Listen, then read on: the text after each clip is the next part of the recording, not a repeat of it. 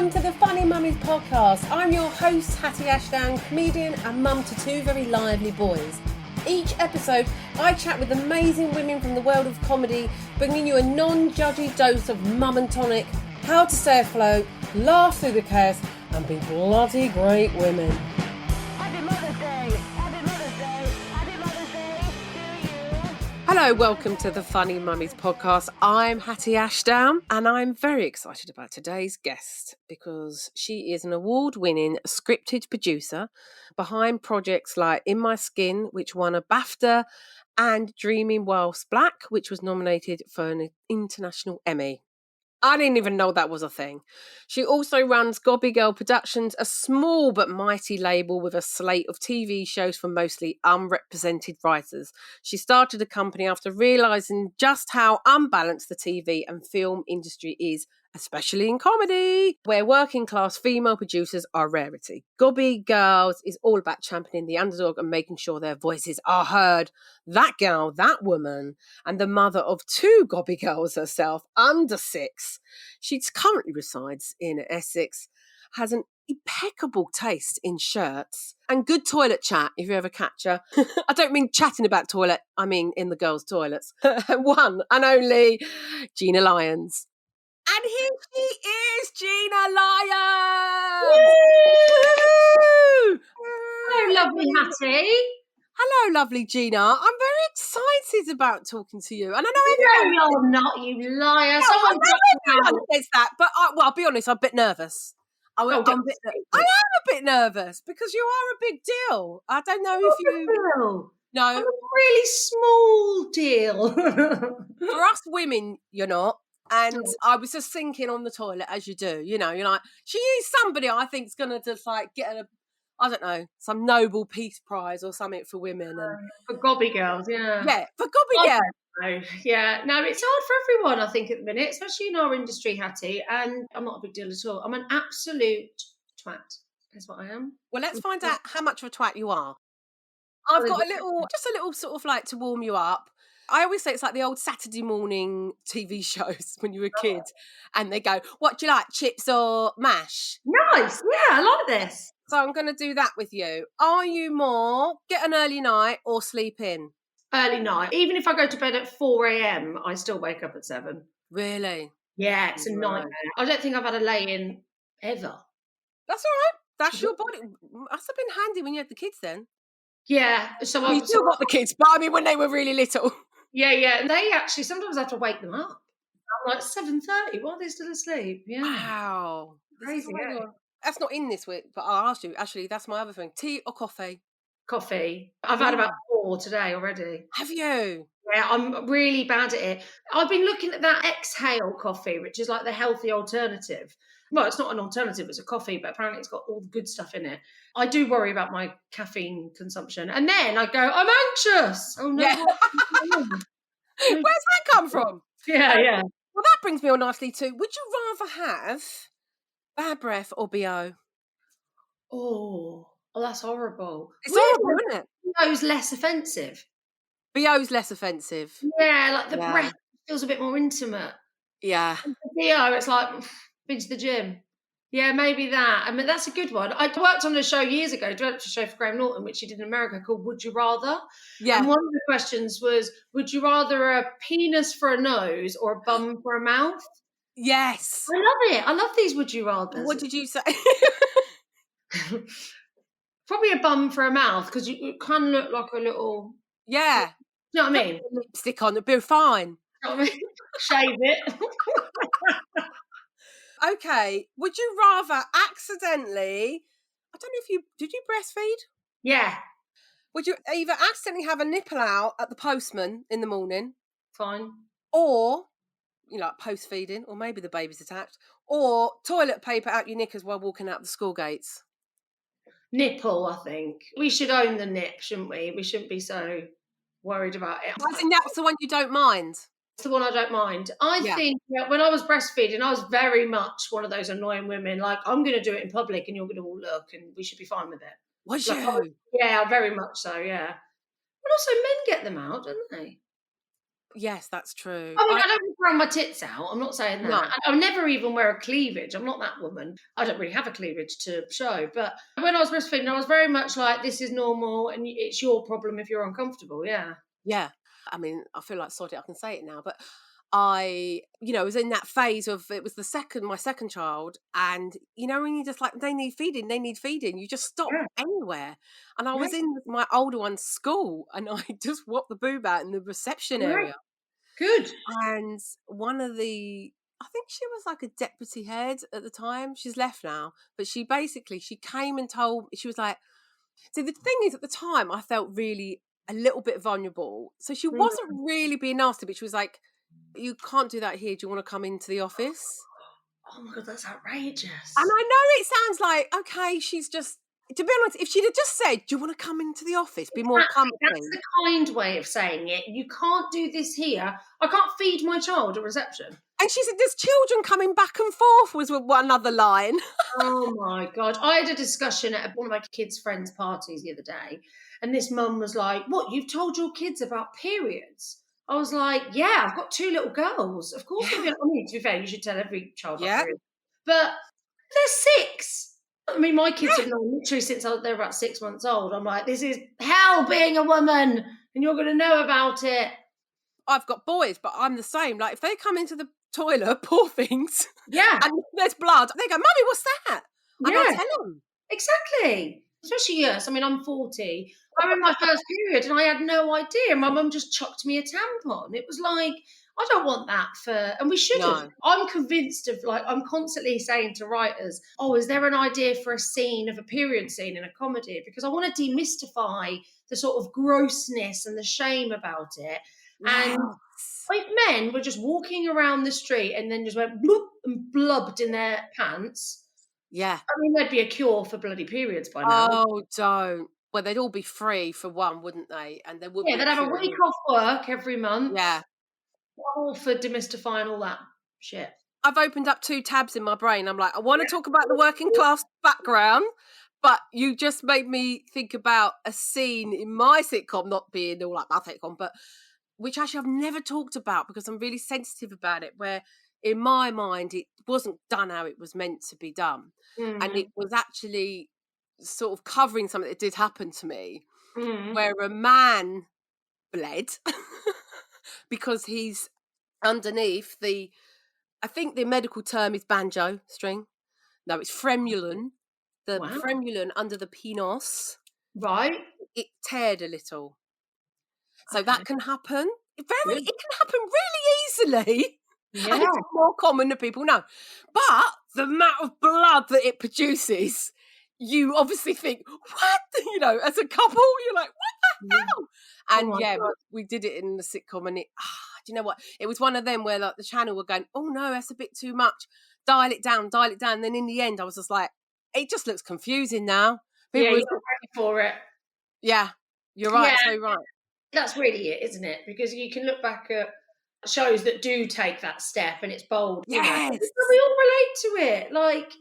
51% of the bloody public bleed, for God's sake. And that's why I was trying to get across. Like, this happens all the time. It's not something like people are like, oh, what you do? Break their penis. I know quite a few of my friends that have broken their penis or the foreskin. I think there's loads of jokes on foreskin stuff. Yeah. Well, let's do it after this. We'll write some. Write that. Remember, write a period scene. So, would you say, because I say I have a working class upbringing, I don't know. I talked about this with another guest we had on, and it's like, I don't know what the tick box is, but I'd say talking about periods, actually, I think in that area, definitely your mum not talking to you about periods and just slinging you a towel or something. Come on. Like a 13-year-old, I mean, it was absolutely terrifying. So I'm part of a thing called Impact Unit, which is like a class mobility equality thing set up by the TV Festival in Edinburgh. They did this thing. So James Graham, who's this amazing writer, did a speech. It's called the McTaggart Lecture. So massive people, Michaela Cole's done it. Carol Vorderman did the alternative McTaggart Lecture.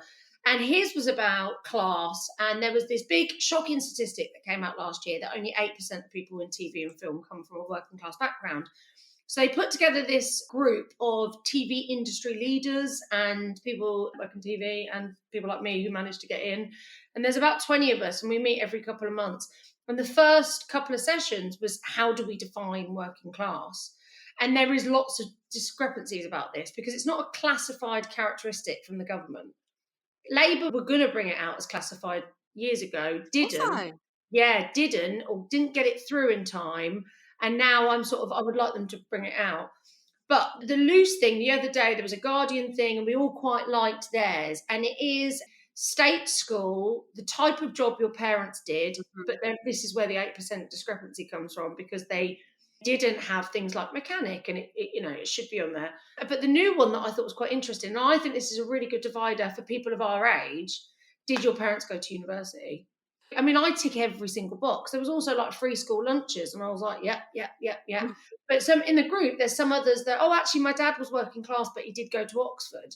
And I think there is a thing that education can give you access to different worlds and different classes. So I think the true working class, in my opinion, would be those three things: state school, job that your parents did when you were 14, and did they go to university?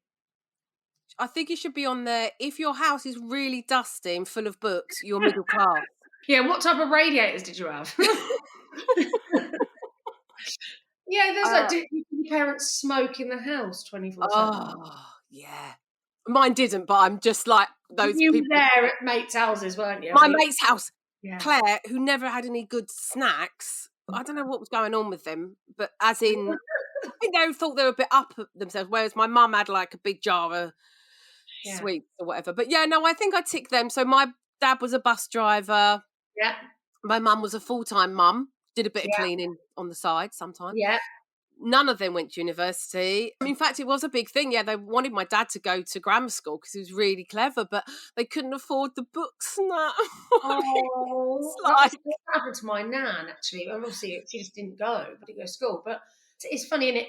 Nobody in my entire family on both sides, including cousins, have ever been to uni.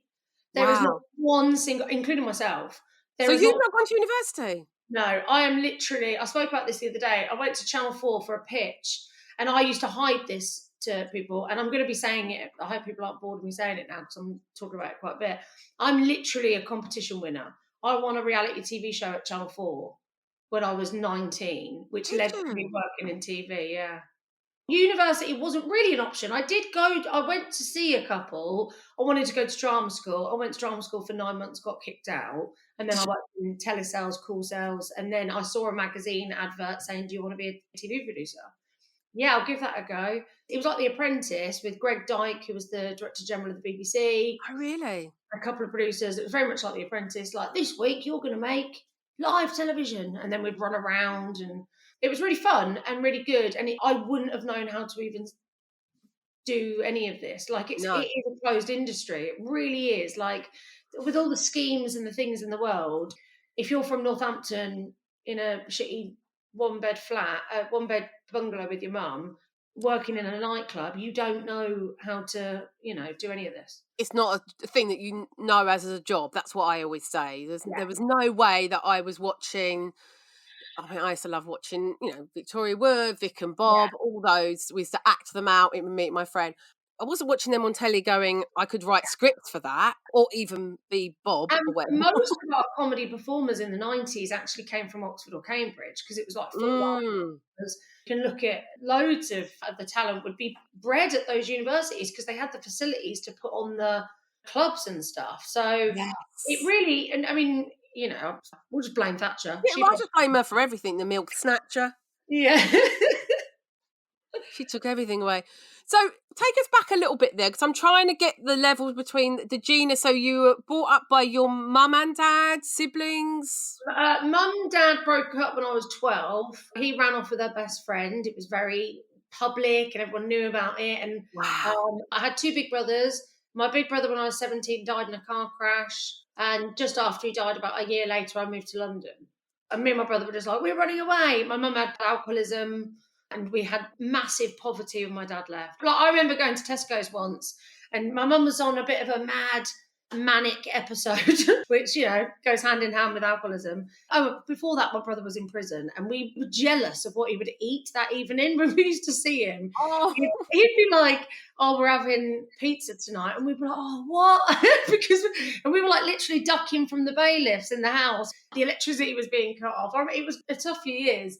Yeah, my mum went to Tesco's and she was like, put what you want in the trolley. And it was like amazing. Got to the till, put it all through, card declined. And she just went, oh, well, and walked off. And it was like, that is the moment where I think that's why I don't feel the emotion of embarrassment. Like, I right. rarely get embarrassed. Obviously, I do in a sort of, I know that something's an embarrassing thing. I don't get that embarrassed. I think that moment, it was mortifying being like 15 and in Tesco's next door to your school, knowing all the school kids are around, and your mum just with this whole shopping pile, and the woman was like, your card's been declined. I remember it being like the most horrific thing. And then from that, I just don't care for embarrassment. But your mum wasn't embarrassed. She didn't. No, my mum's a But real funny. If you look on TikTok and put in like Nation Sweetheart, she was literally a couple of years ago. ITN News came up to her in the street and said, "Oh, what do you think of Liz Truss leaving?" And she went, "Yeah, she was rubbish," and walks off, and it became a viral hit.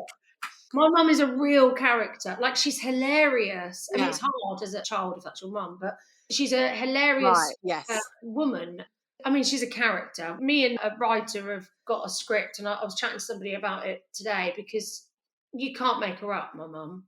So no, I don't think she was embarrassed. No, but I think they say about mimic the behaviour you want your kids to have, and I think that was probably the best way. You know, Yeah. not to be embarrassed. It happens to people. And the good news is, just for anyone worrying about the alcoholism, she got sober about 6-7 years ago, about 4 weeks before I got married. She got sober, and she's been sober ever since. So she's an absolute hero. She's a legend. Wow. 20 That years is- drinking every day to the point of passing out, being arrested. She completed it. Do you know what I mean? She did everything that you could do whilst drunk. But yeah, it was a chaotic childhood, I'd say that. That's Yeah. so true about the not. I've never really thought about it, but I didn't have that. But I had my mum not being able to pay things and count out coins. And you're so right. I think that's probably made me a bit more like don't care and be quite chatty to shop workers and stuff like that because that helps as well. I mean, I have had it. The little shop worker goes, "So I haven't got enough," and he goes, "All right, bring it tomorrow." Yeah. Hello, you're listening to the Funny Mummy podcast. Can I have a snack now? So we're going to go now just to a little palate cleanser, our regular item mum watch with my sister who likes to give me little TV recommendations that she's watching. Now, just to warn people, right, the whole point of this is not for latest stuff. So the idea is that she's sort of often diving into old stuff, film, series or whatever. But yeah, let's see what she's been watching this week. Oh, hello, Hattie. It's me again with my review. Got two for you today. The first one is Anne Frank, and it's a mini-series, two episodes. And I was thinking about this because it's 2001, but you can watch it, from what I can tell, for free on YouTube. So I don't know where else. But yes, it's just called Anne Frank, but it's the one with Ben Kingsley. Now, this story fascinates me, and I've watched all versions. There's a black and white one, there's a film, there's a 5-part BBC drama. But for me, this is the best. This is the one with Ben Kingsley in. He plays her dad, the part of her dad, Otto, and he's the best Otto, honestly. And what I also like about this, because, sorry, spoiler, because we know Anne died, and obviously the diary stops. And oh, sorry, in case you don't know, the story of Anne Frank, she was in hiding for 2 years during the Nazi occupation of Holland. And when they were found, the diary stopped because obviously she left her diary and she went on to go to Auschwitz. But this one carries on because obviously they know what happened to her and the family. So the story takes it right round to the end of the war. and the story unfolds. And it's honestly, it's hard. It's a hard watch, but it's good. The other one, which I would like to say is a bit lighter, but I thought, I love this one too, and I want to share it. A Shine of Rainbows. It's a 2009 film. It's a family drama, it says, but for me, there's romance in there. The main part of the story is set in Ireland. It's one of those films where the scenery is a character in it, about a childless couple who decide to adopt a child. And the father is a bit grumpy and doesn't really take to the boy, Thomas. This was a film years ago that I watched and fell in love with and showed it to my mother. Oh my goodness, she loved it. It's just, honestly, it's real food for the soul. It's beautiful. And the wife in it calls her husband himself. Go have a watch. Honestly, there's a new Mark Commode in town, and it's your sister. She's so good. I know, like she's just real. Because I don't know about you, I don't really listen to reviews anymore. They just sort of have the same sort of patter. Also, it's wankers reviewing wank, isn't it? Yeah. Like, that's why recommendations work, like on Twitter and stuff. Especially if someone's got the same sense of humour as you or the same taste, and they tell you to watch it. Absolutely watch it. Yeah. Great. I mean, so yeah, she's gone for slightly deeper stuff this week. But I was saying, we are a family, and we don't shy away from emotional stuff. We love the deep stuff as well as the comedy. Yeah, we just love trade, isn't it? We love a story. I think. That's it. Yeah, that's it. And funny enough, that's how I define what I do. Like, I just like telling stories, and I work across different mediums, and I don't understand it when the industry goes, "Oh no, you're TV, you're film, you're unscripted, you're this, you're that." Right. Like, I think a story is a story. You're a story. You're doing it right now. Good for your sister. She's obsessed. She is obsessed with Anne Frank and the Holocaust and everything. And we've now decided, I think she might be Anne Frank reincarnated or something. Yeah. I just love the fact that she was like, spoiler alert. I know. I was like, no, I didn't know. I thought she was alive in WoW. Like Titanic sinks. Ooh. Sorry.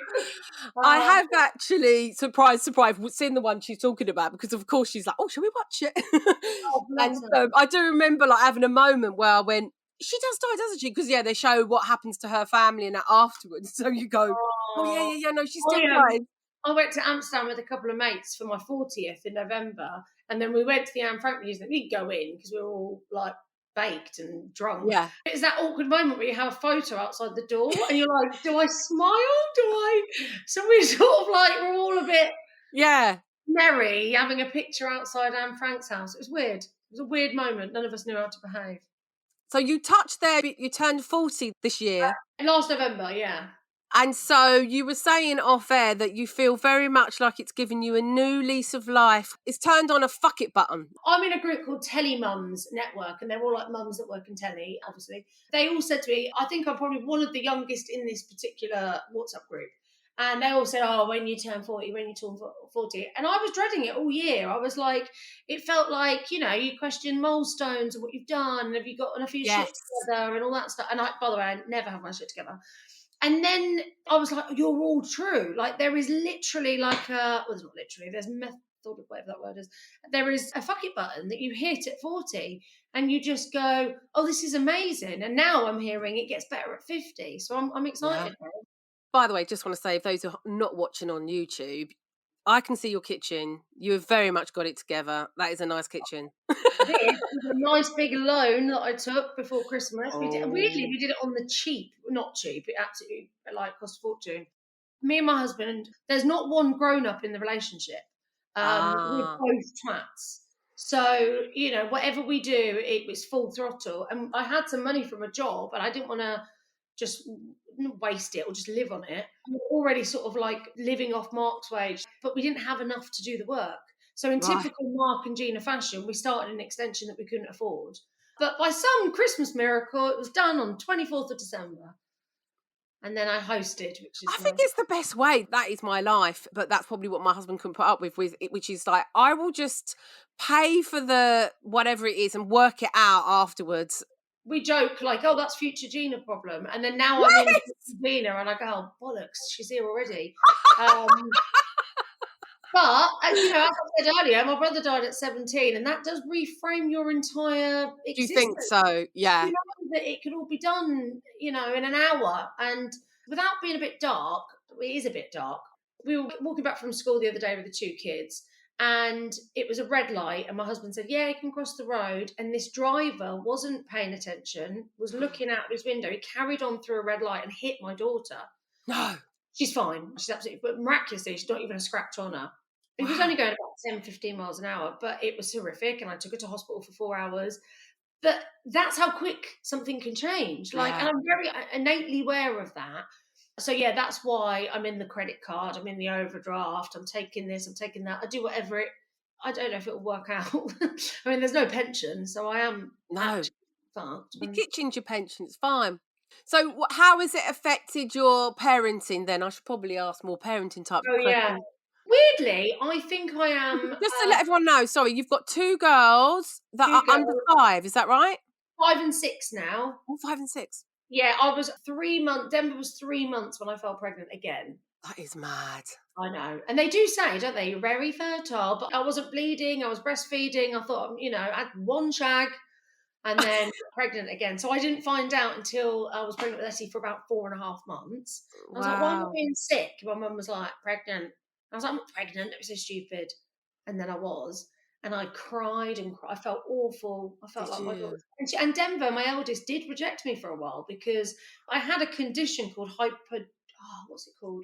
polyhydramnios, which is where Denver, when I had her, I couldn't release her wee, essentially. So I was huge. I had this huge bump. And then because I fell pregnant so soon, Etty, then a smaller baby, was like swimming around in this big old bump. So I couldn't hold Denver much, and my husband would do all the holding. And there was a couple actually, where Denver sort of rejected me and my existence. So yeah, it was tough. But now I'm very glad that they're close in age. Yeah, I remember watching some of that on Facebook and going, wow, it's in chaos, but you were doing it. You know, it was like, this is chaos. Yeah, well, I think chaos is my natural space. Like if I'm in chaos, it scarily feels safe. But I'm less motherly and gentle than I thought I would be, especially with girls. I'm a bit like, come on, you can do it, get up, wipe your knees, shake it off. I'm a bit firmer than I thought I would. I think I got a lot of my mothering out on my mum. So my sort of, so I'm not as gentle as I wanted to be, but I am very much like, I don't think they can ask for anything. Got beautiful bedrooms, and I was saying this to a friend the other day. I put lavender spray on their pillow for bed. I put magnesium on their feet. They take a magnesium gummy. They have a hot bath. They clean. They have fresh pajamas. They get into bed, and I think, I didn't drink water as a child. Yeah. I did not drink a cup of water. Ever. My dad still has never drank a glass of water. He gets his water from tea. You know, it's mad how our parenting things are so different. But yeah, I do think they've got a nice life. The bedtime routine is so, like, we don't think about it, but like on another podcast, I was listening to Mae Martin because she's not with them anymore. She got with a new girlfriend who got a child, and she was like observing this bedtime routine every night. It was like, why are we not all doing that? Like this to ourselves. Yeah, this lovely kind of calm down, having a bath, you know, having a snack. I mean, one of my boys, I have to give him a massage. I mean, Jesus. Another comedian on another podcast the other day said something, treat yourself like you treat your child for self-care. And it's so true. Like if we put on some magnesium creamed our body. I mean, when do you ever put bloody moisturiser on your legs? Who's got time for that? But imagine if you did all that, bit of towel, bed. They have like Tony to like listen to a story. Oh, do they? They have aircon because their room's warm, so I've got a light bit of aircon. Then they've got all these like dark red lights that look like they're sleeping in the sky. I mean, it's ridiculous. So I can see why you want to make sure they've got a balance, but you're like, you've got to remember where you come from. Yeah, there's a bit of that. Like, make your beds. Like in the morning, if anyone heard this house, I think they'd bring bloody childline because it's like, rah, you know, it's all a bit mad. And then just getting them out the house is mad. And then get them to school and they go, oh, okay.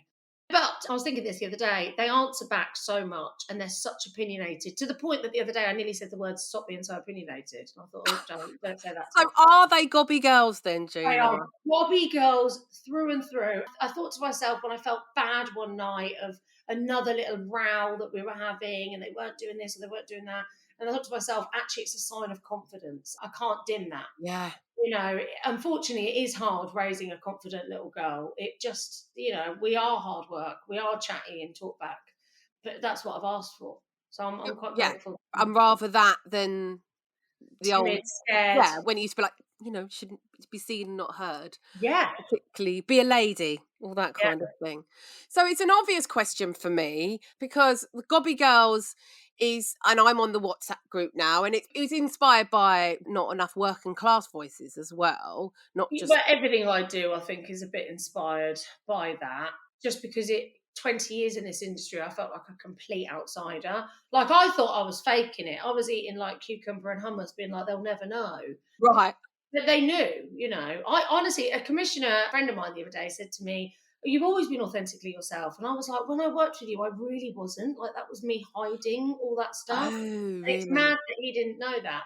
Yeah, Gobby Girls was set up. Actually, I saw a statistic about 18% of sitcoms written by women and about 25% directed. I constantly ask myself, do you need a penis to be funny? And I haven't worked out that you do. I don't think you do. I mean, we know from the stand-up circuit why it was predominantly men. I mean, for years it was men. Of course, it's not going to be 50-50, but that we have to aim to get there. Yeah. We know women writing sitcoms and directing sitcoms works. So I don't understand why anyone cares that it's not equal. So I set up a Gobby WhatsApp group just as a safe space for women in comedy in all areas, like writing, directing, performing, agents, casting directors. We've got a set designer in there. It's anyone that works in comedy to bring opportunities back to us first. So that if something comes up, I need a director, I need a producer. Yeah, I before wouldn't really know where to start. When we were looking for a director for Give Out Girls, it was a bit of a struggle because it felt like the one director that I wanted anyway was a woman. She wasn't free, and so then it was like And what I like about the WhatsApp as well is what people might not be aware of, and I don't know if you agree with this, is from a young age, really, girls are made to be competitive with each other. Yes. A certain amount of that, Yeah. that kind of mean girls thing. But for boys, different, I think. I don't know why. I feel like it's like boys' club. It's like Boys Club. boys' club. There's literally a word for it. Whereas women, if you get in, you shut the door. And there's, Yeah. I've been badly Working treated. men's club. Hello. Exactly. You know, boys' club, and we all know this ethos of, especially sort of private educated, keep it within, and telly industry is rife of men giving other men mates jobs. Patting And each other on the back. women don't feel safe to do that because it's been so hard for them to get to that position in the first place. They're absolutely terrified. And now, with 75% of the industry not working, which is a shocking statistic, and it should be headline news, Yeah. women are even more inclined. If I'm working, I'm going to shut up. I'm not going to say anything. You know, and we need to be collaborating with each other more. So we're not reliant on, but don't get me started on the comedy industry because it's TV comedy production companies. If I asked ChatGPT the other day for what percentage of comedy production companies are owned by women, even ChatGPT didn't know because the statistic is that bad. Right. So this is me trying to, let's all get in the same space and realise that we're stronger together. Yeah. You know? And, in the stand-up world, obviously, when you first started, you're the only one on the bill and stuff like that. So then when there is another girl, there is that ingrained thing of the competition, and that's not how it should be. And now it's not. I mean, it's so much better. I mean, I'm on a WhatsApp stand-up for the same reason.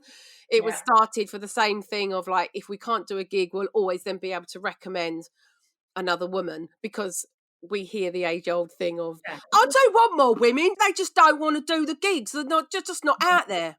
Yeah, I know. You know. Do you remember Lucy Beaumont came out with that thing? Yes.